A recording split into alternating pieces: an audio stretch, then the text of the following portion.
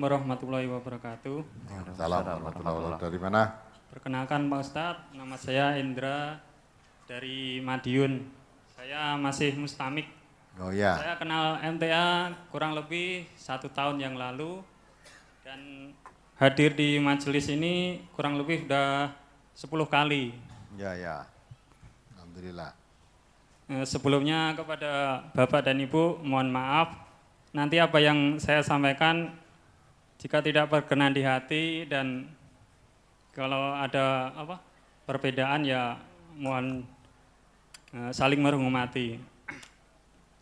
Begini Ustadz, pertanyaannya ada 3. Yang pertama, apa yang melatar belakangi penyebab munculnya hadis-hadis yang palsu atau lemah dengan segala bentuk penyakit-penyakitnya? Alhamdulillah saya di rumah juga mempelajari tentang ilmu hadis di dalam kitab Bulughul Maram karya Ibnu Hajar Asqalani itu. Yang kedua, faktor penyebab munculnya adanya perbuatan bid'ah. Saya di sini memahami, nanti mohon Pak Ustadz memberikan penjelasan kalau ada kesalahan. Yang pertama, penyebab munculnya bid'ah yaitu karena kejahilan atau kebodohan yang menyebar luas di seluruh penjuru. Yang kedua, karena taklid buta atau fanatisme terhadap golongan atau mazhab. Yang ketiga, dangkalnya pemahaman terhadap agama dan hanya terpaku kepada pendapat yang sempit yang dikatakan oleh pemimpinnya. Pertanyaan saya, apa dampak atau akibat apa yang akan ditimbulkan dari perbuatan bid'ah ini yang akhirnya umat ini semakin kabur akan kebenaran, yang mana kebenaran itu dilihat dari hakikatnya, ya ini dari sumbernya Quran atau hadis, bukan dari tokohnya. Yang ketiga ini masalah, mohon maaf ini di kampung saya ini, di masjid saya ini ada sebuah pondok, ada juga tetangga baru. Sering saya kalau sholat 5 waktu itu ya kita sering tukar pikiran, tukar pendapat gitu. Dia dari salah satu kelompok lah. Dia bertanya, Mas ngajinya di mana gitu. Oh saya terus terang aja, ya saya selama ini ngaji ya, di MTA ya diajarkan juga sunnah dan Quran. Sebenarnya saya juga sudah tahu dia dari mana itu. Yang saya tanyakan tanggapan Pak Ustadz mengenai dakwah salaf itu gimana? Karena saya pernah mendengarkan, selain saya mendengarkan di radio Persada, saya juga mendengarkan radio Sunnah. Di Madiun itu ada sebuah pondok salaf itu Pak Ustadz. Ya. Nah itu pernah ada suatu yang bertanya di kajian lewat radio itu tentang MTA juga. Dia memberikan, ustaznya itu memberikan jawaban cuman gini, secara garis besarnya, oh itu MTA sebuah majelis yang belajar tentang Quran dan Sunnah yang pusatnya di Solo. Nggak tahu cara menafsirnya gimana, cuman gitu aja. Nah, mohon nanti tanggapannya. Kurang lebihnya mohon maaf, itu aja. Assalamualaikum warahmatullahi wabarakatuh. Waalaikumsalam warahmatullahi wabarakatuh. Penyebab munculnya hadis dhaif, yaitu penyebabnya dari orang-orang yang tidak suka kebenaran. Ada hadis palsu juga kok. Kok bisa muncul hadis palsu? Yaitu orang sengaja menyimpang dari kebenaran. Jadi tidak suka kepada kebenaran. Maka membuat hadis palsu untuk menyesatkan manusia dari kebenaran tadi. Jadi Jadi untuk kepentingan pribadi, sebab orang Islam itu percayanya pada Quran dan hadis, nah maka dibuat hadis-hadis palsu supaya orang itu mengikuti hadis palsu sehingga menyimpang dari hadis yang benar. Maka hadis orang Islam itu ya dipesan Rasulullah. Rasulullah itu hanya meninggalkan 2 perkara yang dikatakan oleh Rasulullah dijamin mengikuti 2 perkara itu tidak sesat dan tidak akan celaka. Yang ditinggalkan Rasulullah yaitu Al-Quran dan hadis.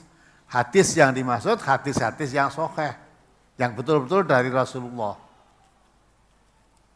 Kalau hadis itu dari Rasulullah, betul dari Rasulullah, pasti benar. Nah kalau dikatakan dari Rasulullah padahal bukan dari Rasulullah, sampai Rasulullah mengancam, falyatabawa ma'adahu minan nar. Siapa yang mengatasnamaku padahal bukan dari Nabi, katakan dari Nabi, siap-sialah kamu menempati tempat duduk di neraka. Artinya orang yang membuat hadis-hadis palsu itu diancam akan masuk neraka. Ya. Jangankan hadis palsu, nabi palsu aja ada kok. Ya, nabi palsu, tujuannya apa? Bukan nabi mengaku nabi, nah maksudnya untuk menyesatkan dari yang benar, di samping untuk mencari pengikut. Hadis nabi palsu bukan baru sekarang, zaman nabi pun sudah muncul yang namanya Musailamah. Maka dinamakan Musailamah Al-Kadzab. Musailamah pendusta, itu mengaku dirinya sebagai nabi, nabi palsu. Tidak hanya zaman Nabi Muhammad, zaman Nabi Musa pun tidak ada namanya Musa juga, Samiri. Nah, jadi bangsa palsu-palsu itu untuk membelokkan dari yang lurus. Maka hadis-hadis dhaif itu, hadis yang sebetulnya bukan hadis, diragukan itu bukan dari Rasulullah, dikatakan dari Rasulullah. Maka orang Islam yang mengerti tentang apa yang diwariskan oleh Rasulullah, tidak sembarang itu hadis itu mesti dipakai. Saya punya hadis, ya hadis palsu. Tendensinya apa? Kalau sihat melihat hadis itu, tendensinya untuk melariskan dagangannya. Jadi orang penjual sorban membuat hadis palsu. Siapa yang sholat memakai sorban, setiap lilitan sorbannya itu dapat pahala, ada berkah. Sehingga makin panjang sorbannya, pahalanya makin, nah, itu hadis palsu. Dilihat dari situ, oh itu untuk melariskan dagangannya. Ya, dilalah orang-orang Jawa terutama, tidak ngerti bahasa Arab, kalau udah diawali qala Rasulullah sallallahu alaihi wasallam, tulisannya Arab, oh ini hadis gitu. Maka kalau kita orang Islam, kalau dikatakan itu hadis, pertama kita harus ragu. Walaupun dikatakan qala Rasulullah, harus kita ragu. Nah, setelah diuji keraguan tadi, dinyatakan, dicari hadis itu benar apa tidak, nah kalau benar keraguan harus dihilangkan. Ternyata kalau dicari hadis-hadis, ditarik kitab-kitab hadis tidak ada, wah ini berarti palsu. Hadis penjual sorban tadi nggak akan ketemu di kitab-kitab hadis.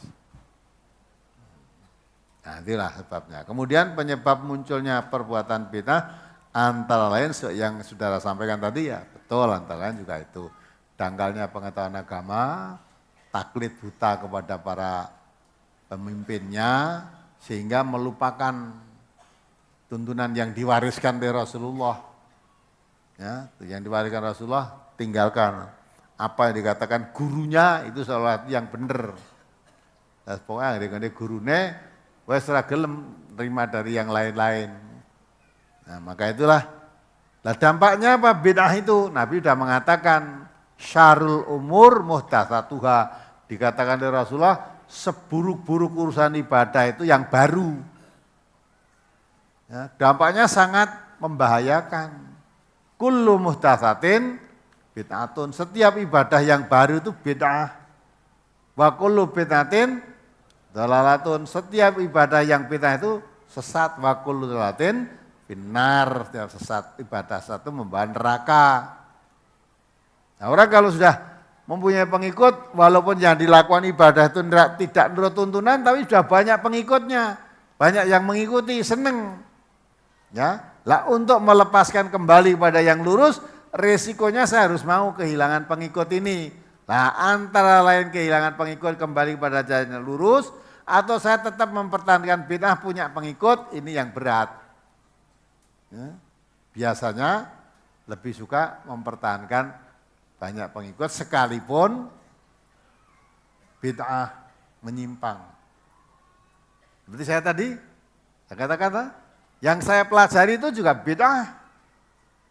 Ketika saya jadi pendekar tenaga dalam tadi, hadis-hadisnya enggak ada, walaupun diambilkan ayat-ayatnya ada, ayat kursi, tapi yang menerangkan kalau kamu bayat kursi membaca ayat sekian nanti bisa begini, bisa membanting orang tanpa menyentuh itu enggak ada, hadisnya enggak ada. Kalau itu ada, saya berpikir setelah ngaji ya, ngaji di MTA ini, kalau itu ada begitu, Rasulullah lebih berhak. Sebab zaman Rasulullah itu perangnya dua Arab, penuh kegemblengan atos-atosan barang mau zaman Rasulullah mestinya kanggu banget wi. Membaca ayat sekian, surat kursi sekian, surat Yasin sekian kali, nanti kebal. Zaman Rasulullah aja tidak ngerti, padahal Rasulullah itu yang menerima wahyu aja tidak ngamalkan seperti itu. Padahal saat itu mesti sangat penting gitu loh. Sangat penting.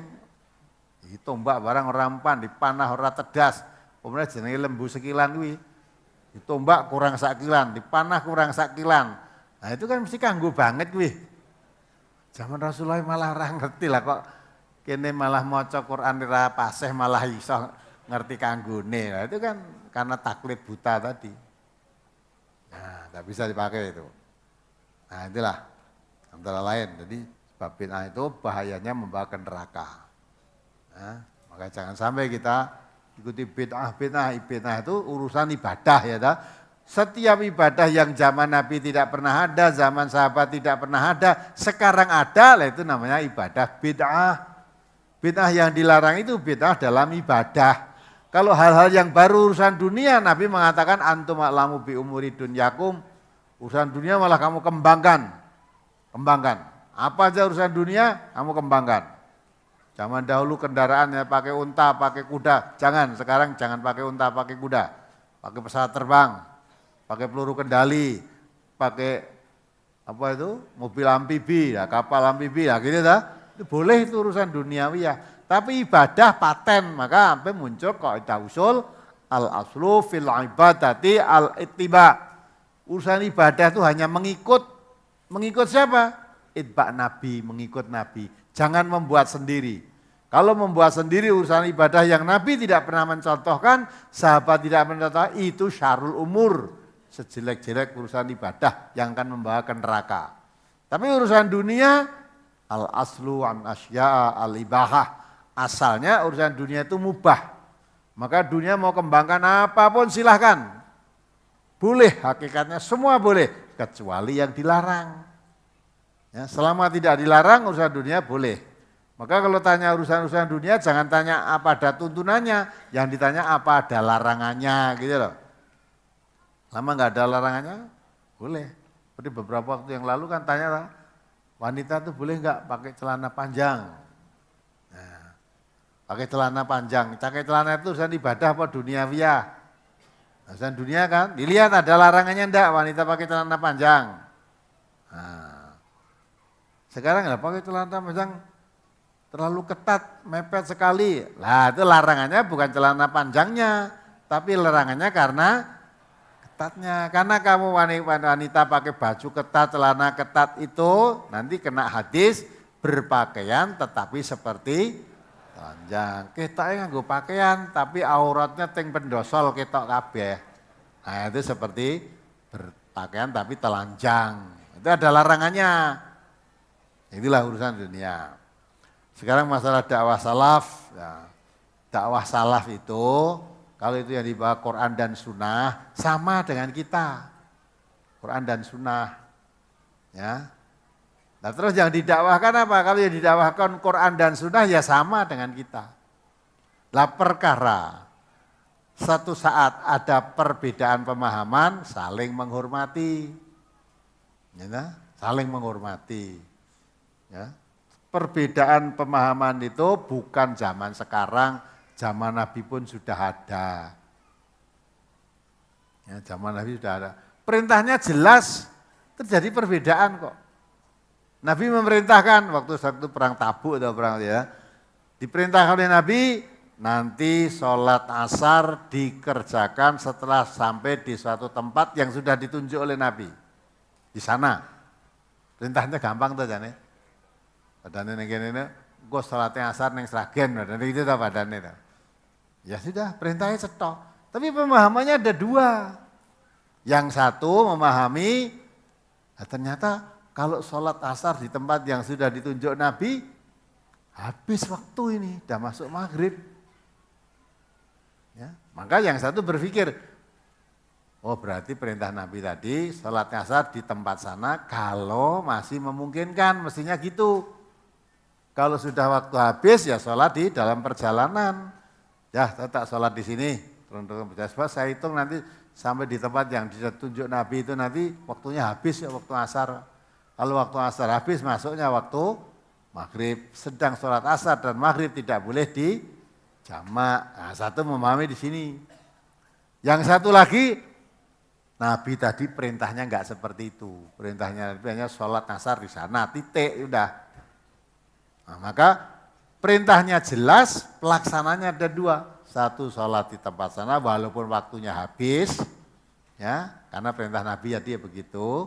Yang satu menerima dengan dipikir, oh Nabi perintah ke sana tentunya kalau waktunya habis. Kalau waktunya sudah habis, ya tidak boleh sholat asar lagi, maka saya sholat dalam perjalanan. Sudah ada dua pendapat, satu sholat dalam perjalanan, satu tetap memegang di tempat yang sudah ditunjuk Nabi. Setelah sampai sana, tanyakan pada Nabi, dua-duanya itu dikatakan Nabi, ya dah semuanya betul. Ya, tidak olok-olokan. Karena yang satu juga memegang perintah Nabi, pemahamannya cuma sampai di situ. Yang satu juga pegang perintah Nabi. Ya. Nah, satu perintah, pemahaman yang berbeda, asal berdasarkan paham, nah, kita saling menghormati.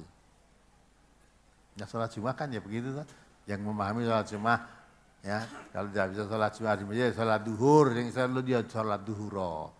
Yang lain memahami perintah sholat Jumat itu wajib dengan berjamaah kecuali wanita, anak-anak, musafir, sakit itu jamaahnya tidak wajib, jamaahnya tidak wajib, Jumatnya yang wajib. Karena Jumatnya wajib, sekalipun tidak berjamaah, masa sholatnya harus sholat Jumat. Nah, sehingga terjadi wanita yang tidak sholat Jumat ke masjid, sholatnya di rumah duhur. Yang satu tetap walaupun di rumah ya sholat Jumat. Ya sudah saling berjalan, tidak usah saling ngolok-mengolok. Nah, itu kan. Nah, maka kalau dakwah yang dilakukan oleh dakwah salah itu memang Quran dan Sunnah, insya Allah sama dengan kita. Apakah dakwah salah, apa dakwah Muhammadiyah, apa dakwah NU, apa dakwah apa aja, kalau yang didakwakan itu Quran dan Sunnah sama. Itu kan? Ya, jadi kita tidak boleh mencela, kalau ini begitu, itu begitu, enggak, kita aja itu urusan dia pada Allah. Karena yang kita cari ridhonya Allah. Maka kita berusaha semaksimalnya, yang kita lakukan apalagi urusan ibadah, itu harus berdasarkan dalil yang sudah jelas. Wala takfu ma laisa laka bihi ilmun. Sudah, kita sudah berusaha melaksanakan ibadah yang ada dalilnya, perkara nanti di hadapan Allah diterima atau tidak itu sudah urusan Allah. Jangan merasa diri kita yang paling benar, ya. Justru kalau siapa melakukan dirinya yang paling benar, saat itulah dia berbuat kesalahan. Karena Allah mengatakan fala tuzakku anfusakum huwa a'lamu bimanittaqo. Jangan merasa dirimu yang paling benar. Jangan merasa dirimu yang paling bersih. Allah yang paling mengetahui siapa yang sebenarnya bertakwa. Sudah kita berjalan, berusaha menurut tuntunan Allah dan Rasulullah, sampainya kepada Allah nanti diterima atau ditolak itu urusan Allah.